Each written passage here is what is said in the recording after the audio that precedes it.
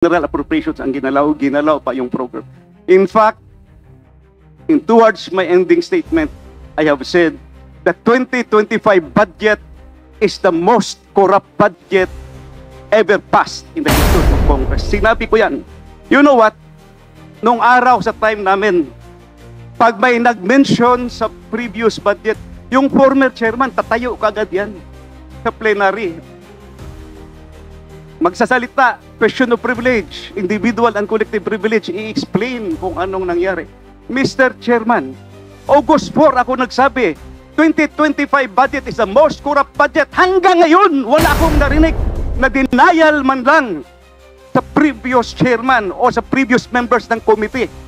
Does this mean na hindi nila kaya i-dispute yung sinabi ko na 2025 budget is the most corrupt budget ever passed in the history of Congress? So I second that motion, Mr. Chairman. Sir, tinanong po kung Mr. Chairman. Ano yung 2025 budget at kung ano yung mga naipasok. Kaya po, pabor sana ako dun sa motion ni Congressman Erice na imbitahan talaga ang dating former chairman ng Committee on Appropriations, si Congressman Saldico, dahil kahit dun sa small committee, wala pong naibigay na report. No? And for the record, under Congressman Saldico as proponent, ang insertion sa PICAM is 13,803,693,000. No? Under Ako Bicol, it's 2,295,000,000. And under BHW party list, it's 2,064,000,000 pesos. Ang point ko lang po dito, Mr. Chairman, is mas malaki pa po ito sa mga, even yung 2 billion, mas malaki po ito sa NEP ng ibang mga lugar.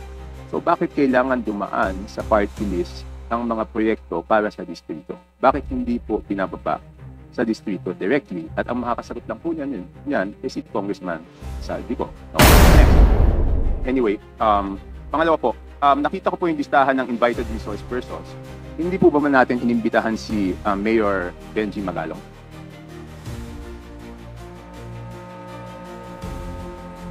Not for this hearing, Your Honor.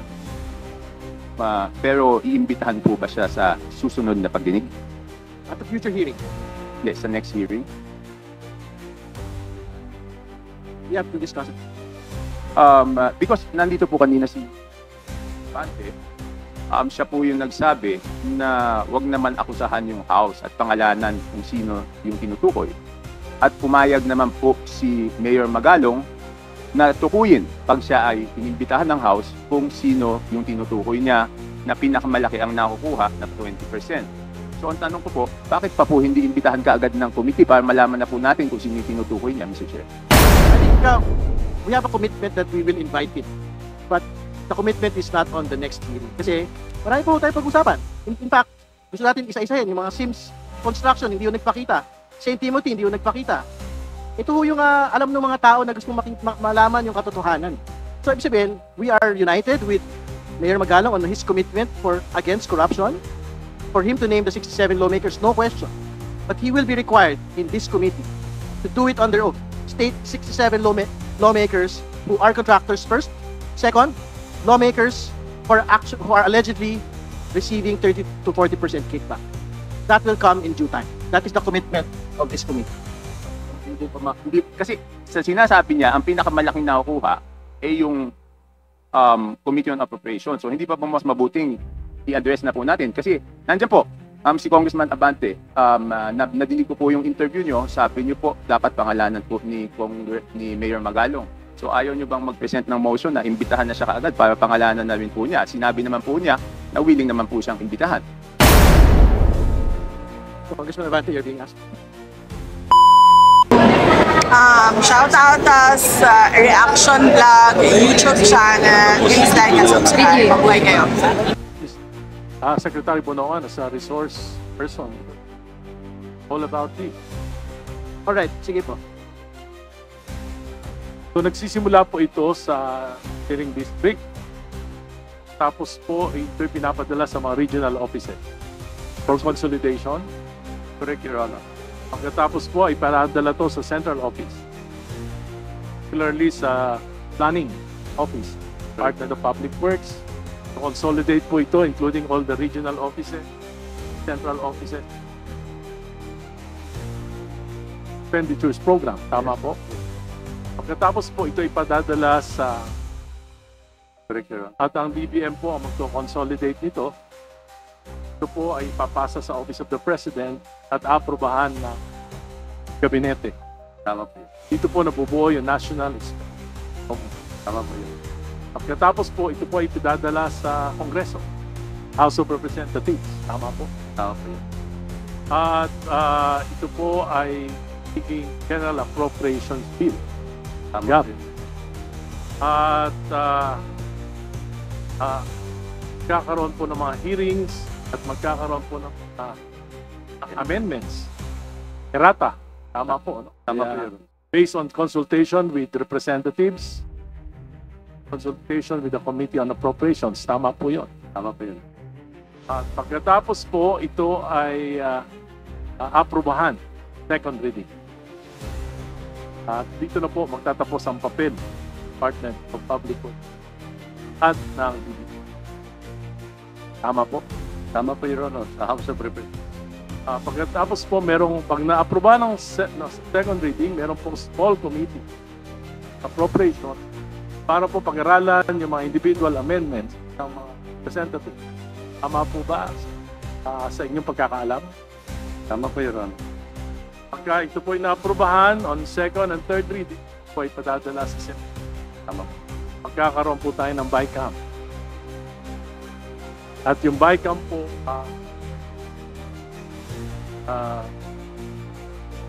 pa-finalize paano ba ang mga amendments na pag-aagrihan ng both Representative, House of Representatives and the Senate. Tama po. 2020, 2024 at 2025 budget. Karoon po ng malaking babago sa budget ng WH na itablito sa Kongreso. Tama po ba yan? Tama po, Your Honor. Patatandaan niyo po, gaano po kalaki yung mga pagbabago na yun. O, dito na lang po tayo mag-concentrate. 2025 budget. Magkano po yung pinopose nyo at magkano yung naaprubahan ng budget? Ang natatandaan ko po, Your Honor, the general expenditure program ng PH 5 was 900 billion. What came out of the General Appropriation Act is 1.08 billion. Meaning, Trillion. gaano po kalaki yung nadagdag? 1.088 trillion. Gaano po kalaki ang nadagdag? The dagdag is 180 billion.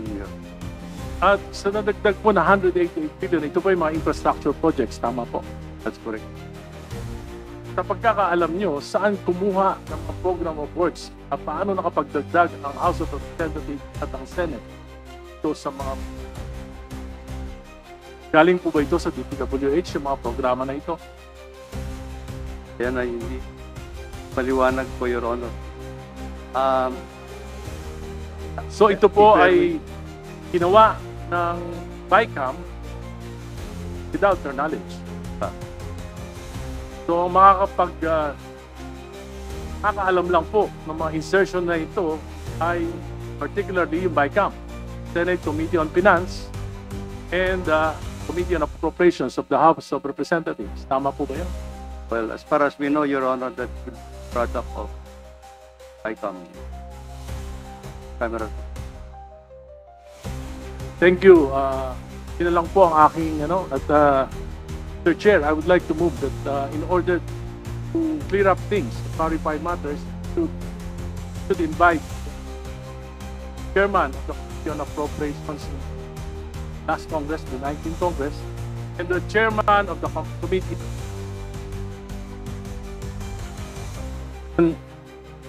Congressman Saldico and former Senator Crespo. So moved, Mr. Speaker. Second. Mr. Chair. Mr. Chairman. Before Secretary Bonoan leaves, I would like to ask a question. I'm supposed to ask this question. Wait. So, excuse me. Yes, Your Honor. There's a motion po. Motion. I seconded the motion. I thought it was already. But I don't think Secretary Bonoan will leave. Thank you. Thank you. I seconded the motion of the Honorable Irise, Your Honor.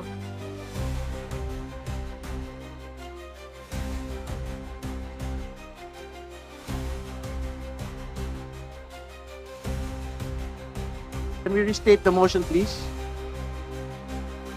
Mr. Chair, I move that this committee invite Chairman of the Committee on Appropriation, Chairman of the last Congress, na 19th Congress, para malaman po natin kung paano, ano yung talagang storya, bakit nadagdagan na may 100 bilyon at saan nila kinuha ang programa na yon na dinagdag sa pantalang sinasabi po Secretary Bonoan na hindi naman po sila yung mag-ay ng mga programa nito. Alam niyo po, especially on flood control projects, kung malalaking proyekto ito, dapat po meron environmental compliance certificate. So, mahalaga na malaman natin saan galing. So, ang nakakaalam lang po yun dito, former senator po at si Congressman Saldico, sapagkat yung mismong pagpoproseso ng mga insertions na ito ay nanggaling sa kanilang mga tanggapan. And I'm sure yung mga opisina nila, yung staff nila, nila nakakaalam dahil sila yung nagproseso itong mga insertions. Mr. Chairman, I seconded I would the like motion to I would like to Congressman second. Irise. Yes, or not? May I? I would like to second the motion. I would like to explain why. You know, last August 4, I delivered a privileged speech questioning the, I think, mangled beyond recognition 2025 budget, and I was very specific on the automatic appropriations. Almost ang daming ginalaw. So hindi lang yung program appropriation, new general appropriations ang ginalaw pa yung program. In fact, towards my ending statement, I have said that 2025 budget is the most corrupt budget ever passed in the history of Congress. Sinabi ko yan. You know what? Nung araw sa time namin, pag may nag-mention sa previous budget, yung former chairman, tatayo kagad yan sa plenary. Magsasalita, question of privilege, individual and collective privilege, i-explain kung anong nangyari. Mr. Chairman, August 4 ako nagsabi, 2025 budget is the most corrupt budget. Hanggang ngayon, wala akong narinig na denial man lang sa previous chairman o sa previous members ng committee. Does this mean na hindi nila kaya i-dispute yung sinabi ko na 2025 budget is the most corrupt budget ever passed in the history of Congress? So I second that motion, Mr. Chairman. Mr. Chairman, I am objecting on the motion. I am objecting on the motion. Chairman, I would like to know the reason why, because I would like to find out if we're going to invite them here, are they resource speakers or they are members of the House of Representatives? Are we going to ask them questions? Are they going to answer it? We'd like to find out. Mr. Chairman. Mr. Chairman, Mr. Chairman, may I? For a few minutes suspension. Mr. Chairman, Chairman, Move to suspend. Chairman. there's a pending motion Session by suspended. Congressman Irise. Mr. Chairman, there, I second.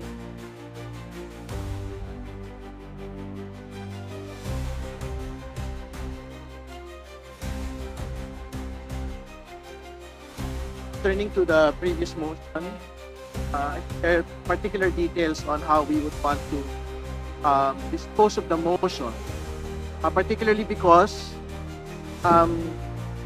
subject of the inquiry today are specific projects. And this is something we understand that budget preparation is within the context of implementation of infrastructure projects. I think we would want to focus on specific projects that have been inspected by the President today.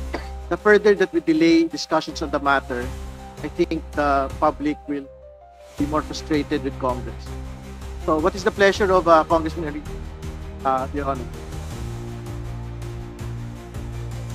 Honor? Mr. Chair, if that's the case, I would like to defer my motion because I would like to consult staff kung itong mga 100 billion na insertions sa 2025 budget ay may mga nakasamang those projects as the President had mentioned in Revelations. So, consult ko kung wala po dito, I will withdraw my motion. Pero kung meron, I will insist on. So, Mr. Chair, I would like to request the chair my earlier. Thank you, sir. Get the motion heard. Point of order, just Mr. Chair. inquiry from the move-on. So when he moves for the deferment of his motion earlier, not really withdrawing the motion. Do I take it correctly? As I said, Mr. Chair, I am not withdrawing my motion. I'm just deferring my motion to order to consult my staff whether 100 billion insertions to the 2025 budget includes those projects as mentioned by them. So, in order to be fair, Isn't it? I'm sorry, Mr. Chair, I have to. Isn't it back to our colleague, the near minority figure? You were actually mentioning about the BICAM earlier. And really, it's supposed to be part also of my questions later. Nobody has ever seen, as far as I know, the BICAM Committee Report 2025 has not been released in a copy. So there are a lot of questions, and the only ones who can really explain those things, because there's an unprecedented cuts and insertion. 170 billion, understand, I consulted budget expert. So, ang pananaw ko po, paano tayo makaka-move on sa pag-inquire nitong mga individual projects, insertions, etc. Kung hindi pa natin nalalaman ano ang nangyari sa BICAM in 2025. And therefore, ang makakasagot nun, just information, would be the two chairs of both panels, the House and the Senate, in that BICAM. I'm not saying that my colleague, my distinguished colleague, would have no discretion, a deferral of this motion. It's just that, doon po sana rin ako tutuloy. We have to understand what happens sa BICAM. And makakasabi sa atin yan, yung report mismo, ay hindi pa nakikita ng karamihan, and testimony as person of those in the know, and that refers to both chairs of the APRO Committee of the House and the Finance Committee of the Senate. So it's just a form of a manifesto. Gusto ko lang pong sagutin ng konti ang punto ni the Honorable Congresswoman Garin, saying something, let's not make it personal. Who's saying that we're making it personal? Nothing personal. It's all about public interest. It's all about truth and accountability. Wala akong personalan. Thank you very much, Mr. Chair. Mr. Chair, if I may, Mr. Chair, because I'm listed as want the to, first recognize- interpolator, may I appeal to my colleagues? If I may be able to proceed to my line of questioning, I will pursue the line of questioning of the Honorable Edgar Erice, and I fully respect the context of the statements of the Honorable Laila de Lima. With that, Mr. Chair, may I appeal that I be recognized as the Yes, first. please proceed. Maraming salamat po, Mr. Chair. Mr. Maraming Chair, Mr. salamat Chair. po sa ating mga Point of order. kasamahan. Mr. Chair, may Point I of order, ask, Mr. Chair. because the... Point of order, Mr. Chair. Yes, So, what is the point of order? Yes. So I just want to inquire because ang rules na po natin is minority, independent, and majority. No, I don't think there's a rule like that. So kailan po ang term ng dependent? Sorry? Kailan po ang alternate. After the majority. So ang rule ng committee na to is minority, majority, independent. Yes po. Okay. Mr. Chair. Thank you very much, Mr. Chair. Chair. Maraming salamat din, Bong Toby. Congressman Flores, please. Yeah, Mr. Chair.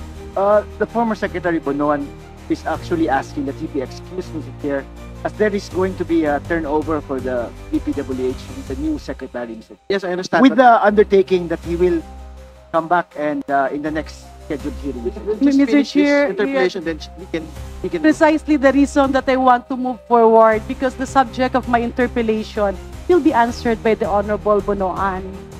Yeah, very quickly, Mr. Chair, kung pwede lang po sana. I only have 5 minutes. If we do allow that, Mr. Chair, then we would have to allow everyone to ask questions to Secretary Bonoan. But Secretary Bonoan is time bound, no? So we just let her finish, then Secretary Bonoan can basically go. Maraming salamat, sir. Maraming salamat, Pong Flores. So, Mr. Chair, kanina nga, may mga natanong si Sec Laila, may mga tanong si Kong Erice. May I ask from the Secretary of the Department of Public Works and Highways, the former Secretary, can you give us a very brief flow of how projects are listed in the National Expenditure Program?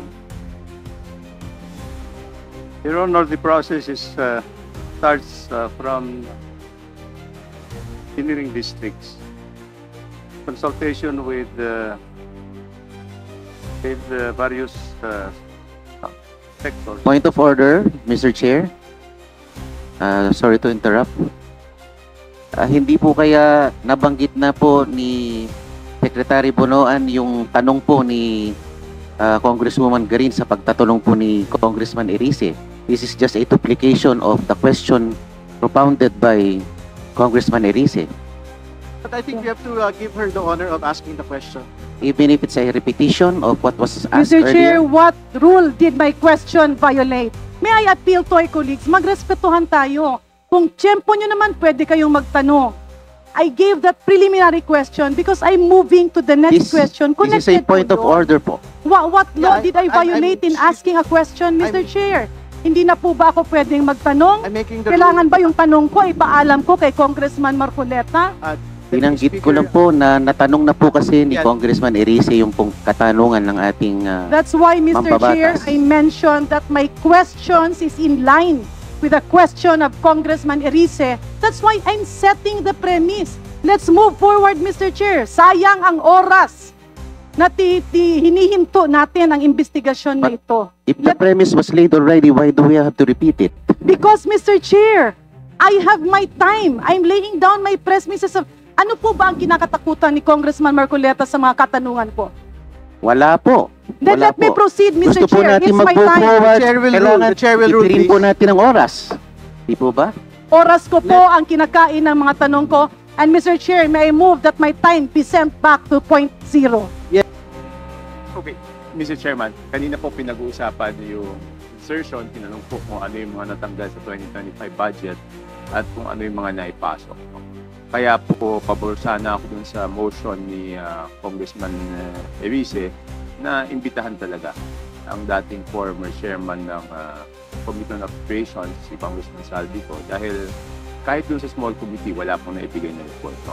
And for the record, under Congressman Saldico as proponent, ang insertion sa BICAM is 13,803,693,000. No? Under Ako Bicol, it's 2,295,000,000. And under BHW party list, it's 2,064,000,000 pesos. Ang point ko lang po dito, Mr. Chairman, is mas malaki pa po ito sa mga, even yung 2 billion, mas malaki po ito sa NEP ng ibang mga lugar. So bakit kailangan dumaan sa party list ang mga proyekto para sa distrito?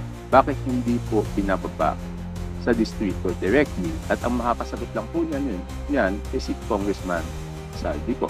No. Next. Anyway, pangalawa po, nakita ko po yung listahan ng invited resource persons. Hindi po ba man natin inimbitahan si Mayor Benji Magalong?